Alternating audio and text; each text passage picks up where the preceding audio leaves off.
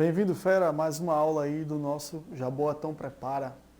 Na última aula estávamos vendo aqui os conteúdos de língua portuguesa, compreensão e interpretação de textos e significação das palavras. Eu deixei para você, fera, uma questão desafio. Era a questão de número 7 da aula anterior. Vamos voltar para ela para a gente poder resolver? Bom, essa questão do número 7, ela está se baseando naquele texto que nós lemos na nossa aula passada, certo? O texto que falava sobre as Olimpíadas de 2016 no Rio de Janeiro. Então, vamos lá, vamos retomar aqui essa questão. De acordo com o texto 3, a melhoria da paisagem carioca para a Olimpíada 2016 é fundamental. Na verdade, pessoal, esse item não é verdadeiro. Por quê? Se você bem lembra lá no texto, falava-se o seguinte, que o Rio havia sido escolhido para se tornar, havia a possibilidade de escolher o Rio para que ele fosse sediar as Olimpíadas de 2016, mas a condição para que isso acontecesse não tinha nada a ver com a melhoria da paisagem carioca. Da maneira como esse item 1 aqui coloca, parece que o Rio só seria escolhido se sua paisagem fosse melhorada, e não é isso, ok? Vamos ver o item 2. O momento histórico é propício para as mudanças na cidade maravilhosa. Bom, como a gente sabe, desde que se anuncia que haverá um grande evento em uma cidade, naturalmente essa cidade passa a ter um investimento, um cuidado maior com a sua infraestrutura. Então, realmente, o momento histórico acaba deixando com que a gente tenha, aumentando a probabilidade de melhorar a cidade.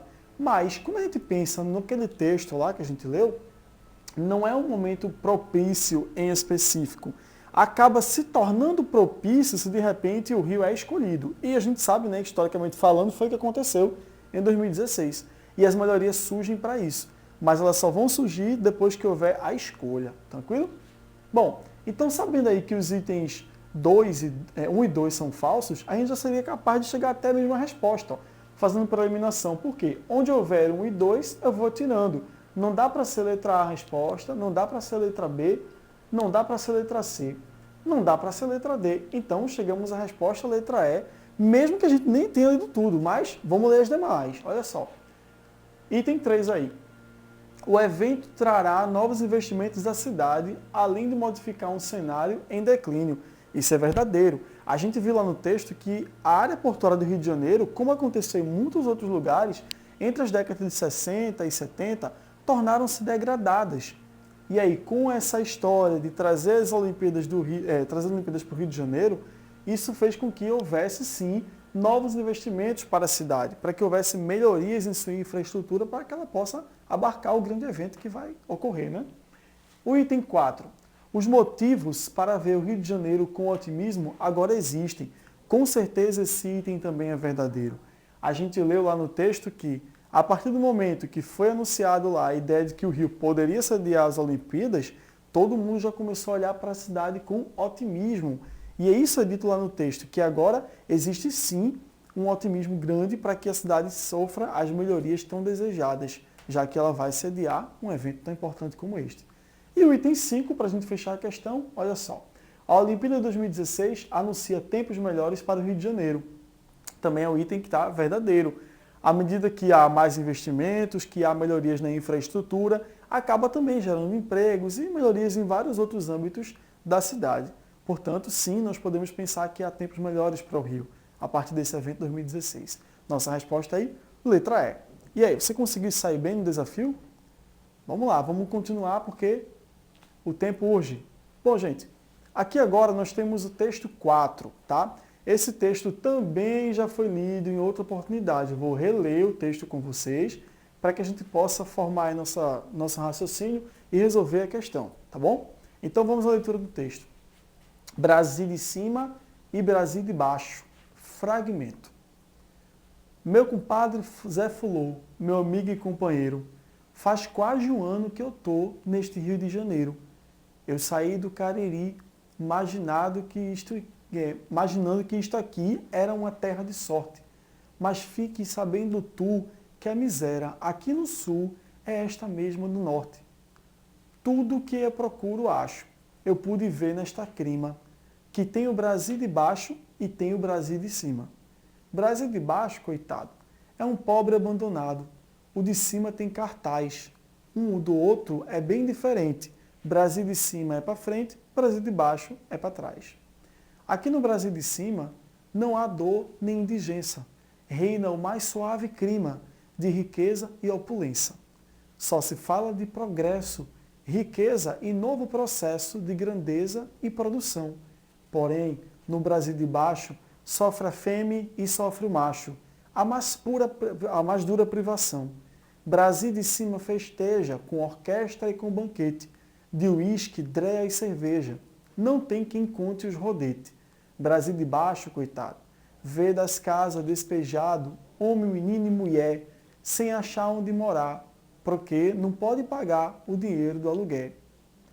No Brasil de cima anda as trombetas em harto som, espalhando as propagandas de tudo aquilo que é bom. No Brasil de baixo, a fome maltrata, fere e consome, sem ninguém lhe defender. O desgraçado operário ganha um pequeno salário que não dá para viver.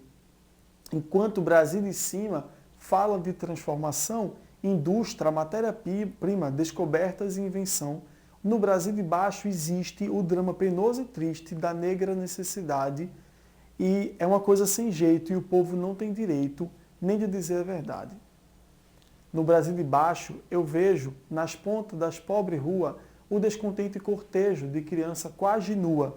Vai um grupo de garoto faminto, doente e roto, morde caçar o que comer, onde os carros põem o lixo como se eles fossem bichos sem direito de viver.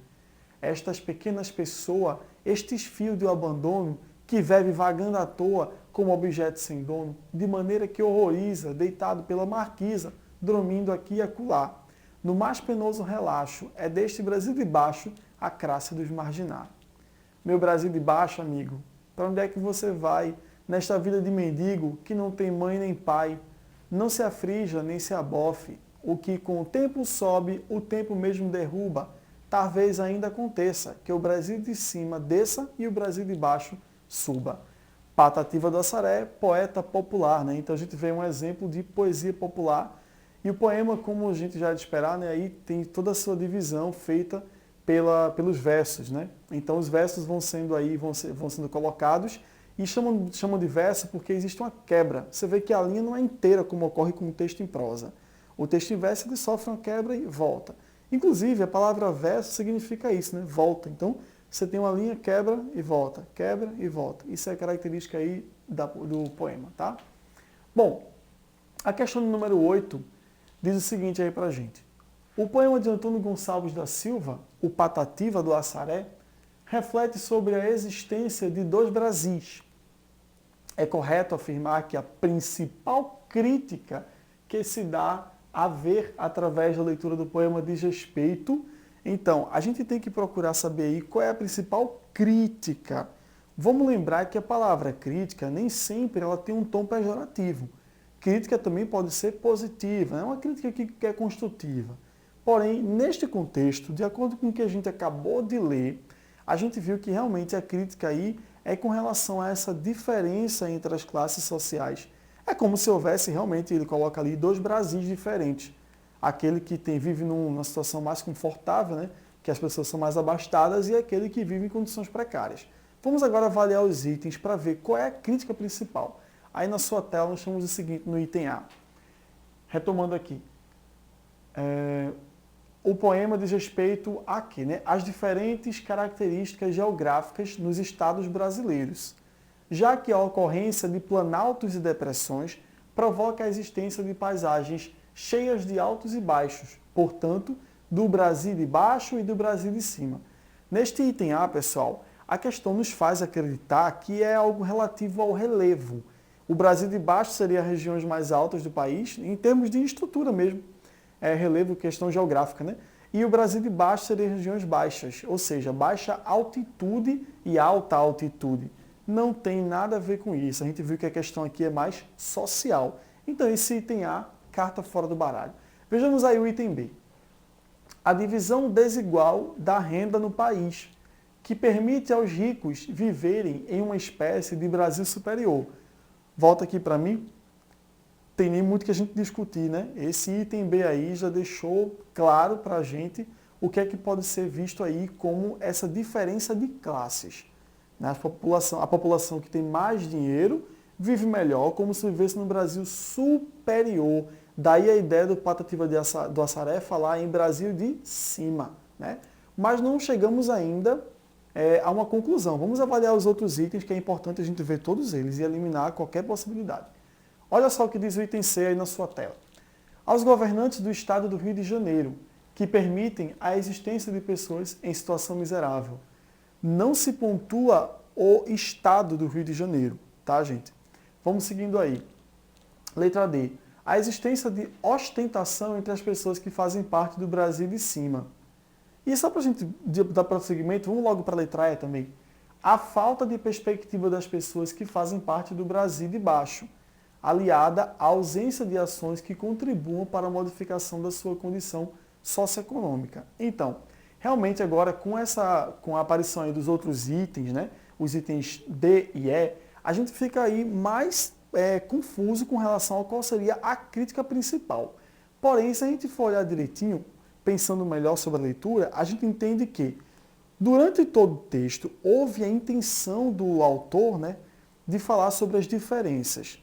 Mas quando se pensa em crítica, essa palavra que está no enunciado, ela é importantíssima, porque o que é que foi criticado? Então a gente vê durante a leitura muito do que se descreveu. Ele vai dizendo, né, como é que é no Brasil de cima e como é que é no Brasil de baixo. Isso aí tudo é a descrição de como ele vai definindo esses dois Brasis. Mas quando a gente chegar um pouquinho mais adiante, a gente vê ali ó, no finalzinho, tá, apontar aqui na tela. No Brasil de baixo existe o drama penoso e triste, da negra necessidade é uma coisa sem jeito.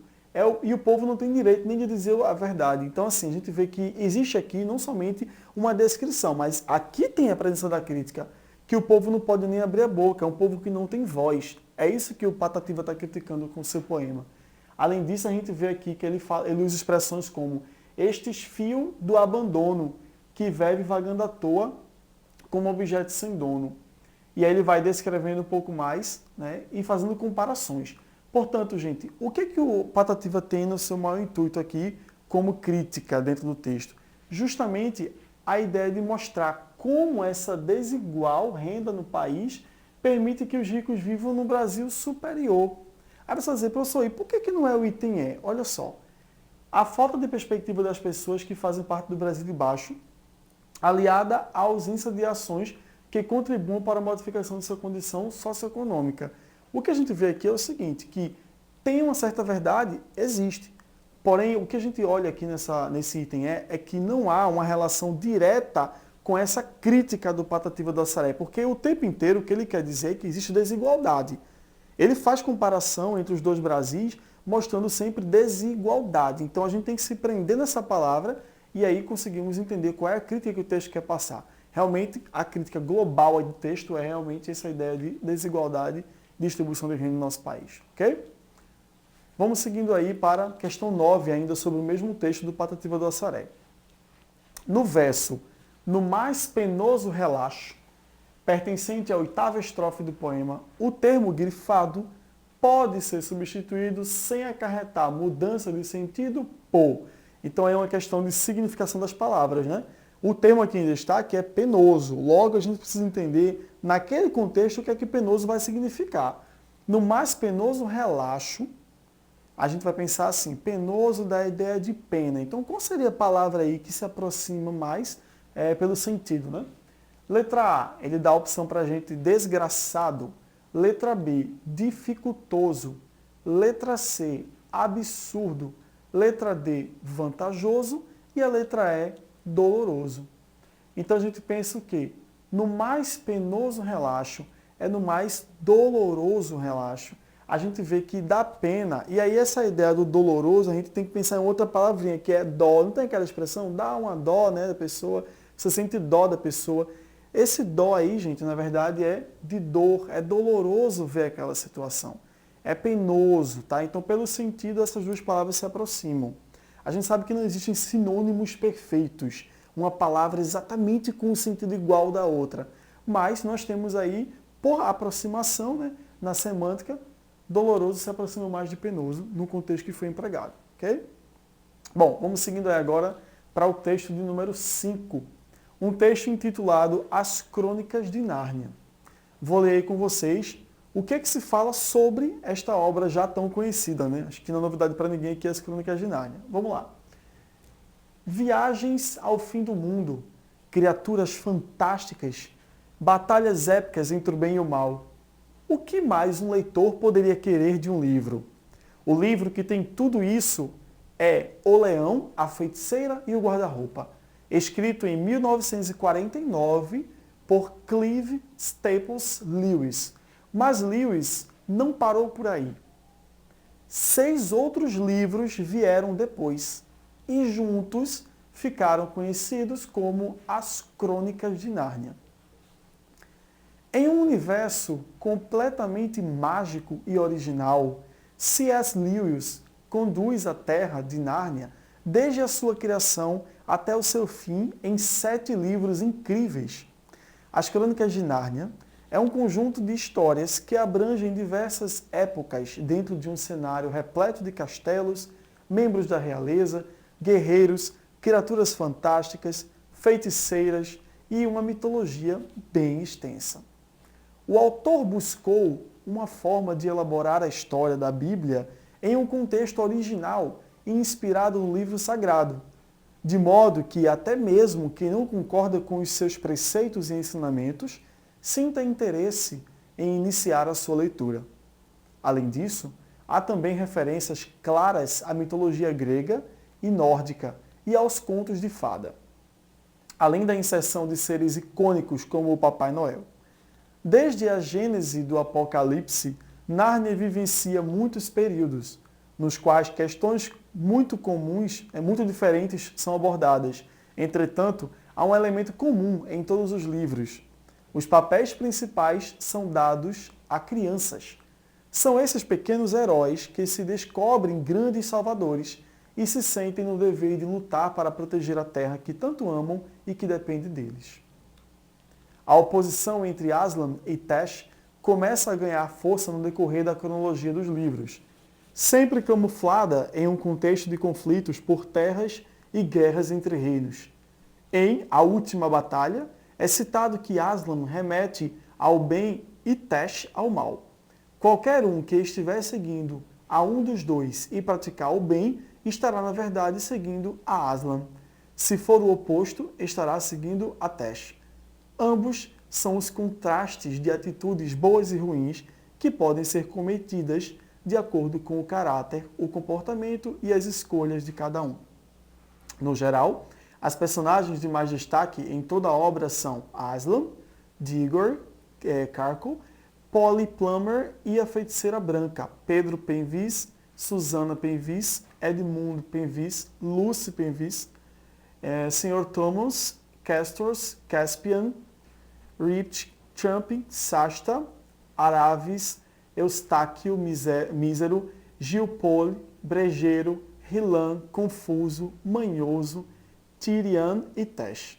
Cada um possui uma personalidade bastante distinta do outro, e todos apresentam características que os tornam originais e clássicos em uma obra que é considerada essencial na vida de uma criança, mas que também pode ser apreciada por pessoas de qualquer faixa etária.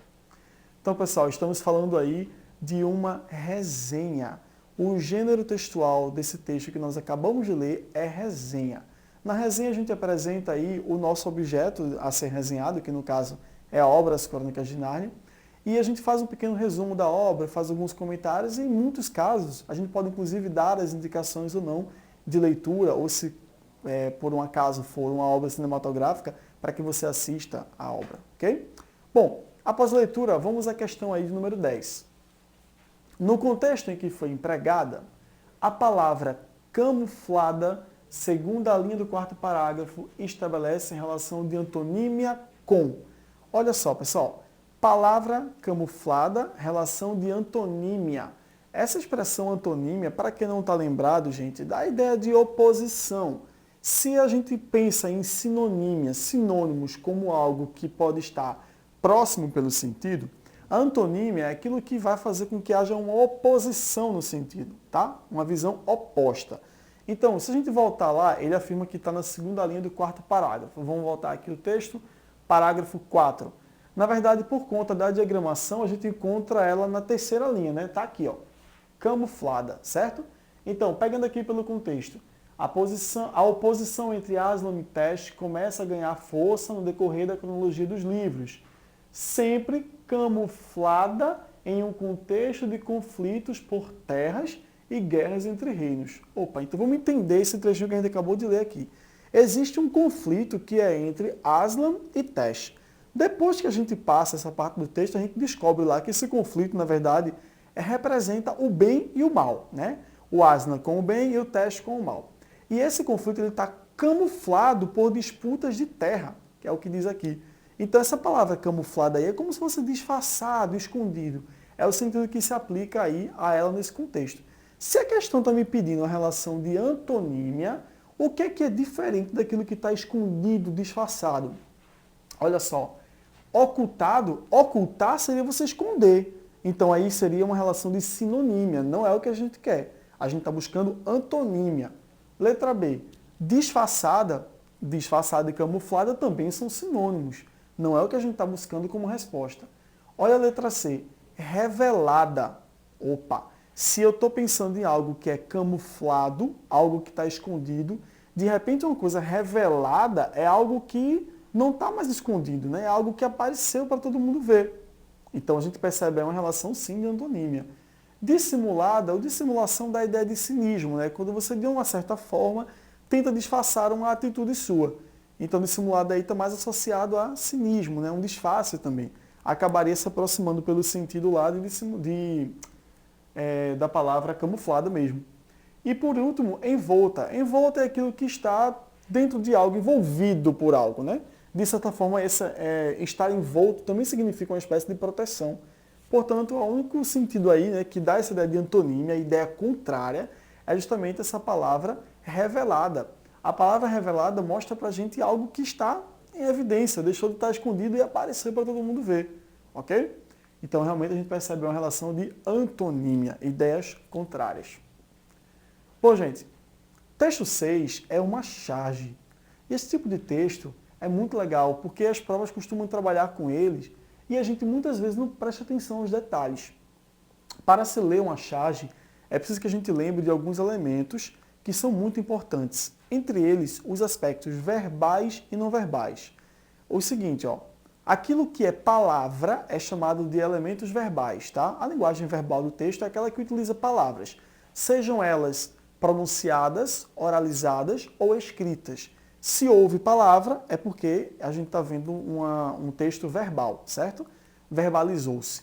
Quando a gente pensa em verbal, dá a entender logo que existe também o não verbal, né? O que é esse não verbal? É toda a imagem em si. Então, um texto como esse, que é um texto multimodal, né? Ele tem aqui a linguagem verbal e não verbal simultaneamente. Ele utiliza não somente as palavras para dizer a mensagem, ele também utiliza as imagens. E o bom leitor, ele tem que estar atento a isso. A gente vai somar o que está verbal e o que é não verbal. Somando, a gente conclui nossa leitura.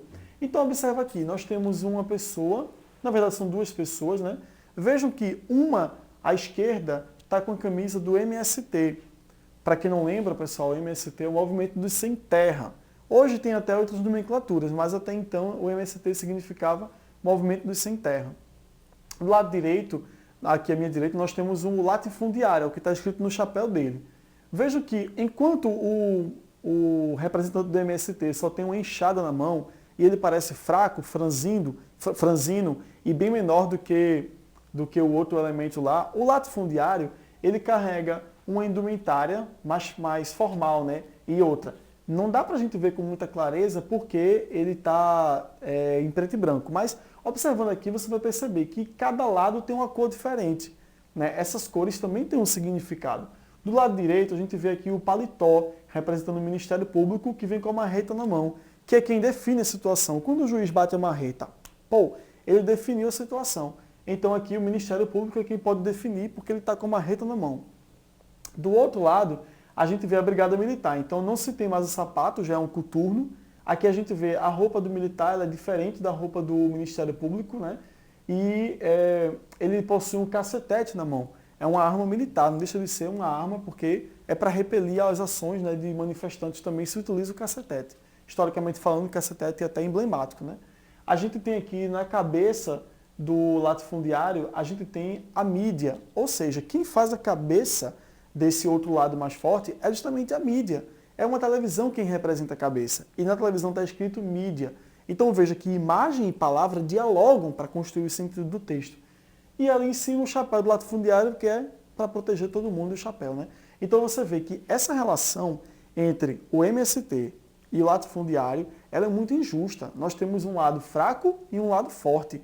Um lado que está sozinho e um lado que tem um monte de apoio.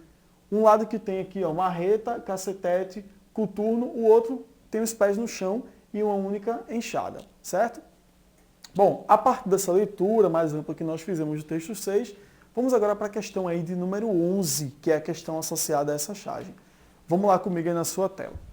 O texto 6 encerra uma crítica que envolve o movimento dos trabalhadores sem teto, MTST, conhecido por MST. Movimento sem teto. Eu falei sem terra, mas é como eu falei para vocês, nomenclaturas mudam, né?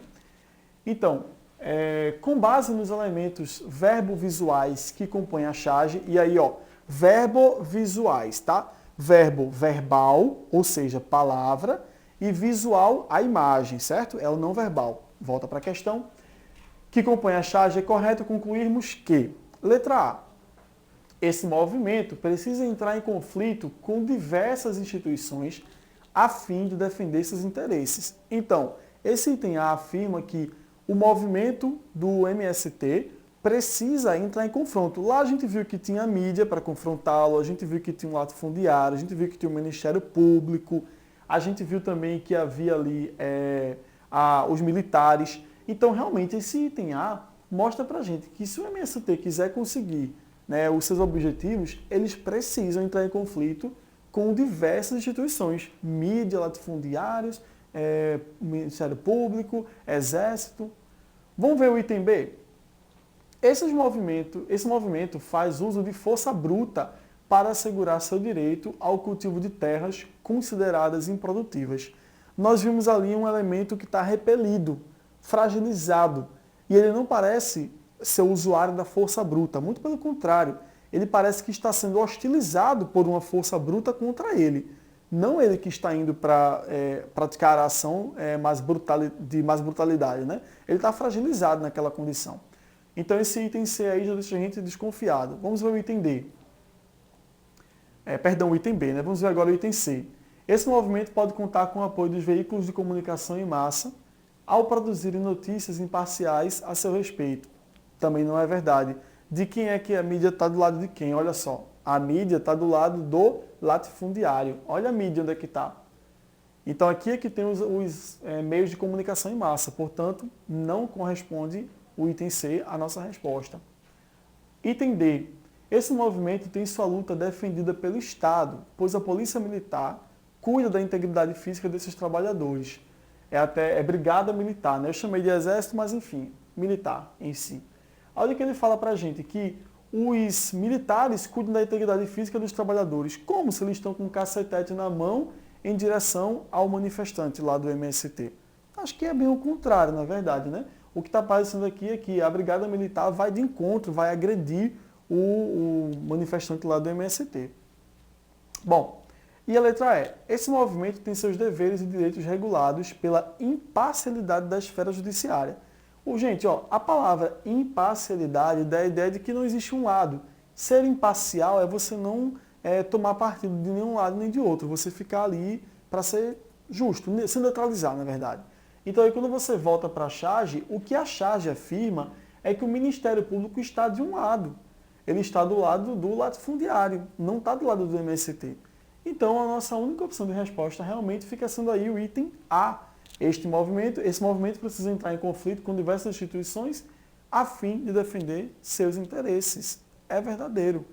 Né? Como a gente viu aí, Ministério Público, mídia, brigada, latifundiário, são todas as instituições que serão aí oponentes, né, pelo MST. Ou seja, o movimento precisa enfrentar todas essas instituições para conseguir o seu objetivo. Ok, pessoal? Tranquilo? Vamos nessa. No texto 7 agora nós temos um infográfico. Esse gênero tem sido muito presente também em provas aí de todos os tipos de concurso, não é diferente do IF, né? Você tá aí é prova. Então, gente, vê só. Esse infográfico fala sobre a homofobia no Brasil. Homofobia é aquela violência que ocorre, né, quando você encontra uma pessoa que é homossexual. Então, há pessoas que são ditas homofóbicas porque elas não conseguem conviver com essa diferença, com essa particularidade.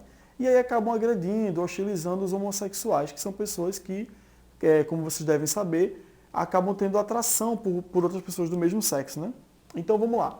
Aqui o infográfico traz para a gente uma série de dados que são bem relevantes no tocante a toda a temática. Porém, quando você está diante de uma situação como essa, que é um infográfico, para resolver uma questão de prova, o ideal é que você vá para o enunciado. Por quê?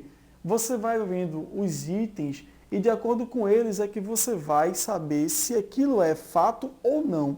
Se o que está no item tem realmente ligação e está correto de acordo com o que o gráfico demonstra. Então vamos para o enunciado da questão que diz o seguinte, ó. Que alternativa corresponde a uma conclusão a que podemos chegar a partir das informações presentes no texto 7? Ou seja, a gente vai ler o texto, a gente vai ver as alternativas e vai ver se elas batem com o que está no texto 7. É uma questão de interpretação do gráfico, né, do infográfico. Letra A. O número de homossexuais que sofrem violência no Brasil, 62%, é maior do que em países estrangeiros. Vejamos.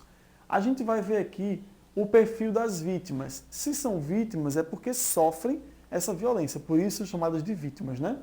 Nós temos aqui 67,5% são homens e 26,4% são mulheres. Esses dados aqui mostram para a gente que as vítimas elas são em maior parte do sexo masculino e não do sexo feminino. Ou seja, os homens homossexuais eles sofrem mais violência do que as mulheres homossexuais, certo? Como ele fala com relação à questão de outros países, né, o item A gente já pode ficar muito à vontade para eliminar o item A, porque o infográfico só vai trazer os casos de homofobia no Brasil. Em nenhum momento ele vai fazer menção aqui a um outro país. Veja que os dados são todos ligados ao Brasil. Nós temos aqui perfil de vítimas, orientação sexual, cor e raça.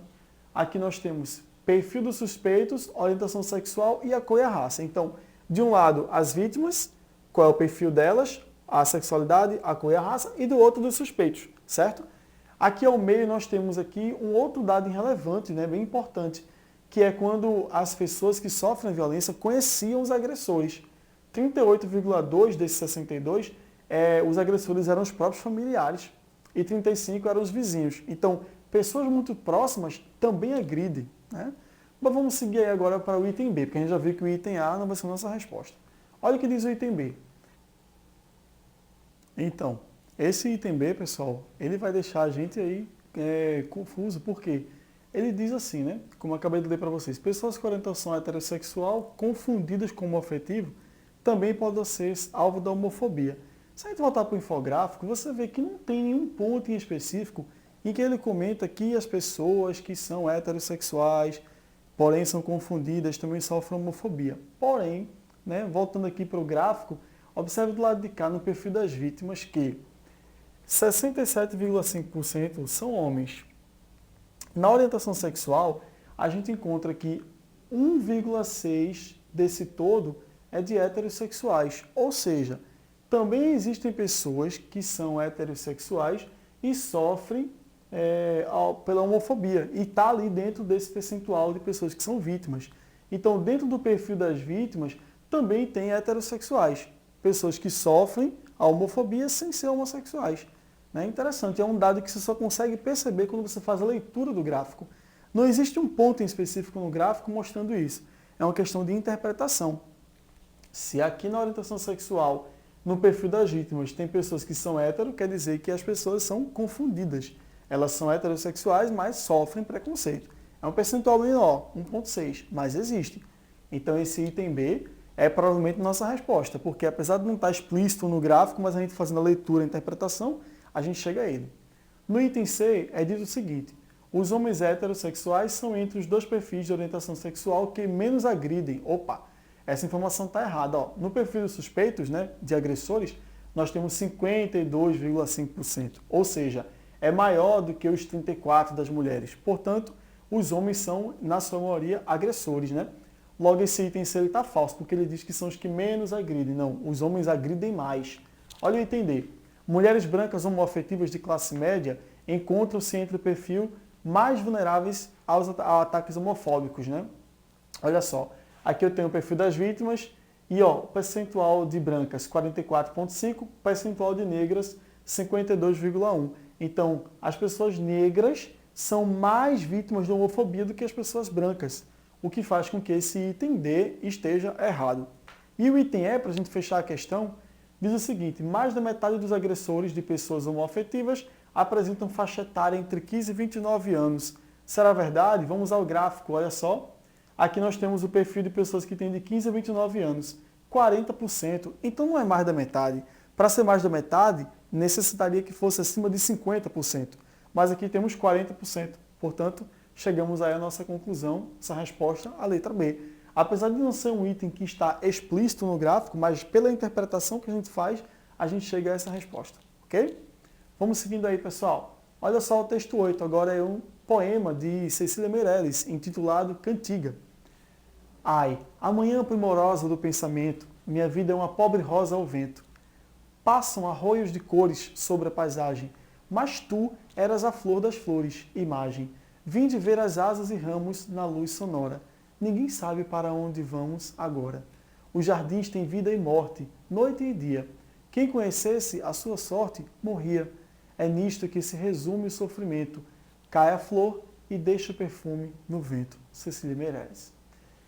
A leitura atenta do poema Cantiga, de Cecília Meirelles, permite-nos afirmar que, letra A, os jardins, representados de forma monocrática, representam a crise existencial do eu lírico, sua tristeza e sua solidão. Olha só, ele fala aí os jardins representados de forma monocrática. Só que se a gente for voltar para cá, a gente vai ver o seguinte, ó, passam arroios de cores sobre a paisagem, mas tu eras a flor das flores, imagem. Vim de ver asas e ramos na luz sonora. Ninguém sabe para onde vamos agora. Os jardins têm vida e morte, noite e dia. Quem conhecesse sua sorte morria. Então aqui a gente percebe o quê? Que essa ideia de vida e morte, noite e dia, dá uma ideia de contraposição. Isso chama a atenção da gente para um detalhe que ele bota aqui no item A, que é sobre os jardins representados de forma monocromática. Monocromática é com uma única cor. Como a linguagem aqui é subjetiva, é figurada, essa ideia da cor está associada à noite e ao dia, né? O dia desperta cores. É um jardim, pessoal. Então são elementos são flores, é colorido. É diferente de quando você pensa em monocromático. Monocromático seria com uma única cor.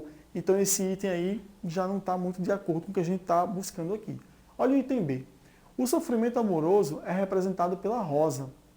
A gente vê aqui no momento que se fala sobre a rosa, diz o seguinte. Bom, minha vida é uma pobre rosa ao vento. É dessa rosa, o que se fala sobre ela? Passam arroios de cores, o que já quebra a ideia do monocromático, né? Arroios de cores sobre a paisagem, mas tu eras a flor das flores, imagem. Então, o que se diz sobre essa rosa? Que o sofrimento amoroso representa-se pela rosa, mas na verdade a rosa representa a vida, né? A vida que é representada pelo sentimento, pela rosa, que ele bota assim. Minha vida é uma pobre rosa ao vento. Portanto, a rosa está representando aí a vida do eu lírico. Olha a letra C. O perfume que cai ao vento nos últimos versos do poema é metáfora que representa a paixão. Cai a flor e deixa o perfume no vento.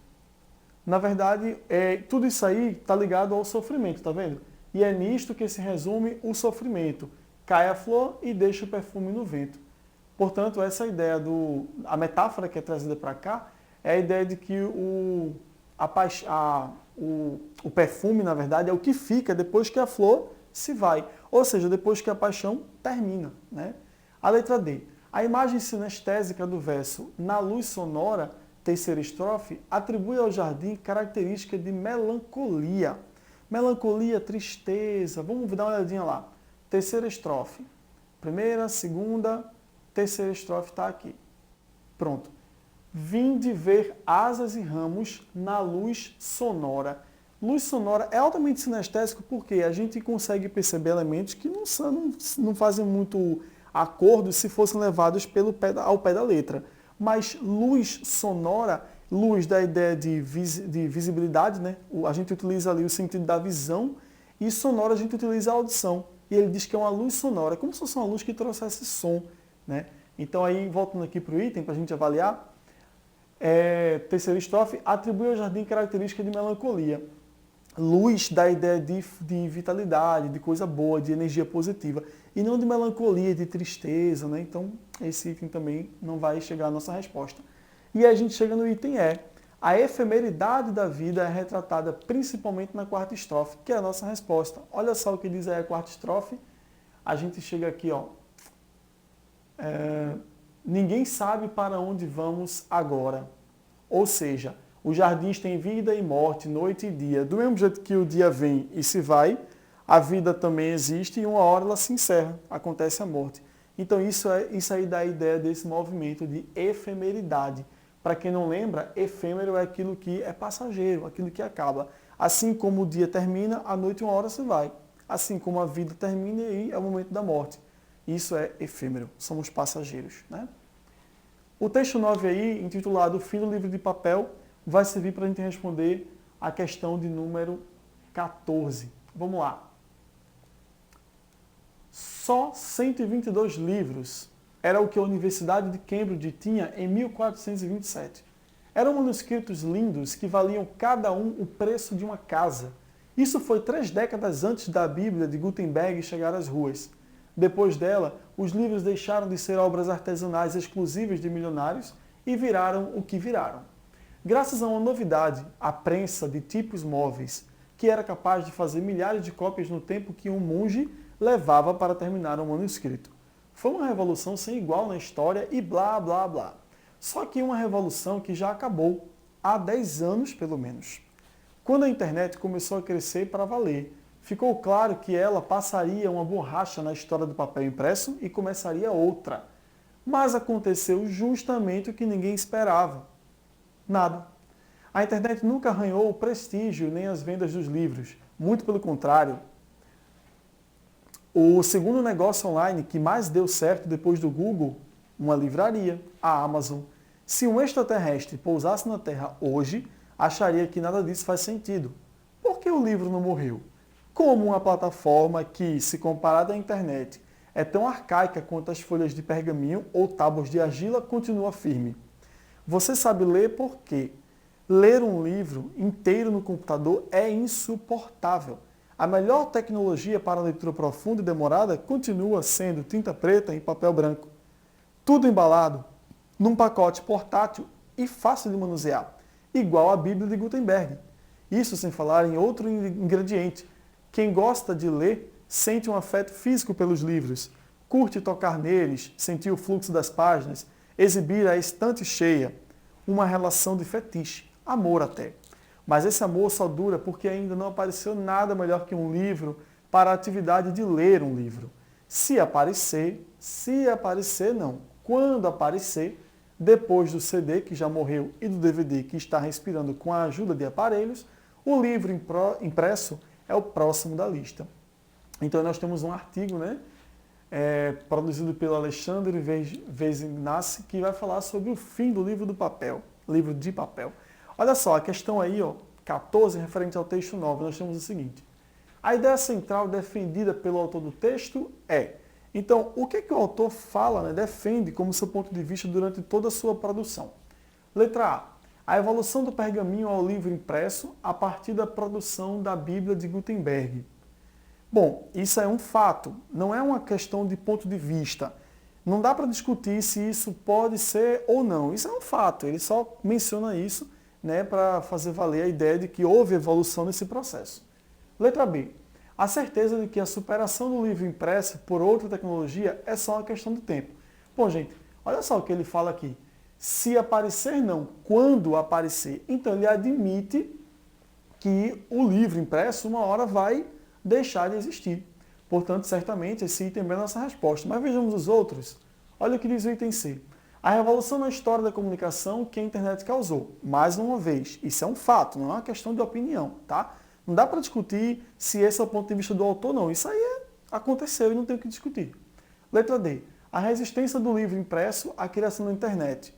Ele resistiu, de fato, por enquanto. Mas não é essa a ideia principal do autor. Até porque o próprio título do texto, ó, o fim do livro de papel. Então, isso já deixa a gente de orelha em pé, né? Tem uma pulguinha aqui atrás da orelha. E o item é o afeto ao livro impresso, apesar da criação da internet. Então a gente vê que todos os itens, de certa forma, fazem sentido porque eles não estão falando em verdades. Mas a questão aqui é a ideia principal do autor, ou seja, o ponto de vista dele. E aí o que ele defende é que uma hora o livro de papel será substituído por uma outra tecnologia. E isso é só uma questão de tempo. Confirmando aí, ó, quando ele diz aqui, se aparecer não, quando aparecer. Logo, ele confirma que o livro de papel, na opinião dele, vai desaparecer. Ok? Bom, a gente agora vai para o texto número 10, né? Que é os problemas causados pelo uso de agrotóxicos justificam seu uso. Vamos lá. Item 1 aqui, o parágrafo 1, né? Vamos começar a leitura do texto. A saúde humana é afetada pelos agrotóxicos de 3 maneiras.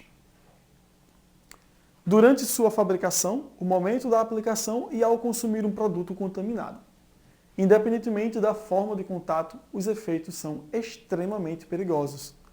Problemas neurológicos, como o mal de Alzheimer, estão associados à exposição a inseticidas organofosforados, assim como o desenvolvimento de transtorno do déficit de atenção com hiperatividade em crianças. A Agência de Proteção Ambiental dos Estados Unidos, EPA, afirma que o efeito do pesticida depende do princípio ativo nele presente. Os sintomas podem variar desde irritação da pele até problemas hormonais e desenvolvimento de câncer. Em 2007, pesquisadores descobriram, depois de realizarem um levantamento, que a maioria dos estudos revela a associação entre a exposição a agrotóxicos e o desenvolvimento de linfoma não Hodgkin e leucemia. Para as grávidas, o risco é dobrado. Pesquisadores apontam para as fortes evidências que ligam o contato com pesticidas a problemas durante a gestação, como a morte de fetos, defeitos de nascença, problemas de desenvolvimento neurológico, diminuição de tempo e gestação e pouco peso do bebê. Tempo de gestação e pouco peso do bebê. Estudos estimam que aproximadamente 25 milhões de trabalhadores agrícolas de países pobres sofram com algum tipo de intoxicação causada por exposição a agrotóxicos. Há diversas situações comprovadas, como o caso de 2 grandes empresas multinacionais que firmaram acordo, em 2013, para a indenização de ordem de 200 milhões, envolvendo cerca de 1.000 trabalhadores contaminados por substâncias cancerígenas entre 1974 e 2002, numa fábrica de pesticidas em Paulínia, interior de São Paulo. Todos esses problemas se tornaram especialmente importantes para o Brasil por tratarem de uma das principais fronteiras agrícolas do planeta. Por isso, é importante discutir alternativas saudáveis aos agrotóxicos. Uma das possíveis opções para a substituição de agrotóxicos são os biopesticidas. De acordo com a EPA, o termo se refere a produtos feitos a partir de micro-organismos, substâncias naturais ou derivados de plantas geneticamente modificadas que façam controle de pestes. Para o consumidor final, a situação é mais complexa, já que é difícil saber se o produto utilizou ou não biopesticidas na sua lavoura, se o produtor, né? Então, a opção é escolher preferencialmente alimentos orgânicos e sempre lavar as frutas, legumes e verduras, independentemente da sua procedência. Bom, gente, aí nós chegamos à questão 15, que eu vou deixar para vocês como um desafio para a próxima aula, ok? Resolvam a questão 15 em casa, que vai fazer uma análise sobre a leitura desse texto, e a gente vai trocar essa ideia na próxima aula. Grande abraço para você, fera, e até o próximo encontro.